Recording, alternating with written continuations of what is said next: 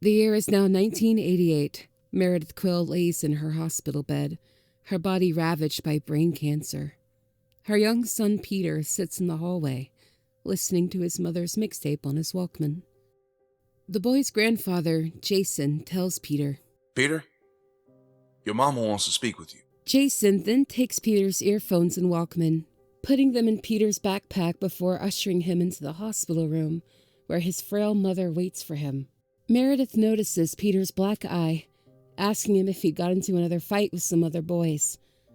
Peter passively admits he has.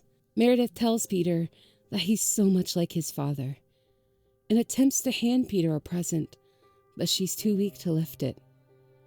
Jason Quill takes the present and places it inside Peter's backpack, as Meredith tells her son to only open it when she's gone. She tells him that his grandfather Jason will take good care of him until his father returns for him. She then holds her hand out to her son. Now take my hand. Peter, take my hand. Peter turns his head, overcome with fear. It is then that Meredith Quill passes away, causing a now regretful and grief-stricken Peter to cry out for his mother, as his grandfather picks him up and takes him back out into the hall, where he tells Peter to stay. But Peter doesn't stay. Crying, he runs outside into a field before collapsing, crying out in pain, before suddenly a bright light from a spaceship shines down on him, and he is beamed up to the ship. It takes off, taking 8-year-old Peter Quill with it. Hello there, my name is Jackson Lin. I'm the writer, director, and main artist for a big MCU timeline project. Now, what makes my timeline project different from everyone else's is the fact that it won't just be, rattling off the basic points of what happens in the timeline. It will be giving you an in-depth story breakdown of each movie and each event as it occurs in the timeline order. And I'm not skipping out on small stuff either. I will be telling you when every character is born and when every character dies, whether or not they're actually in a major movie or not. Only canon source material is going to be used, and I'm researching it very in depth.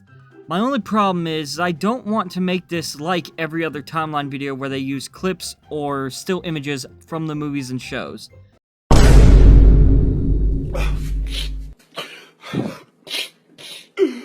No, I'd rather have actual art to celebrate the origins of these characters and stories from the art form of drawing. And that's where artists will come in.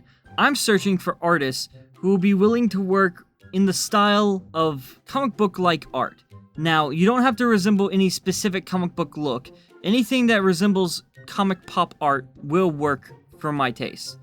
I'm just looking for the best, and whoever can get their stuff submitted on time and quickly.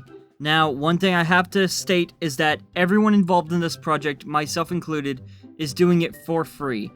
No one is getting paid for this. Now, if my channel does get monetized, which it is very close, by the way, then I will be paying people after that point.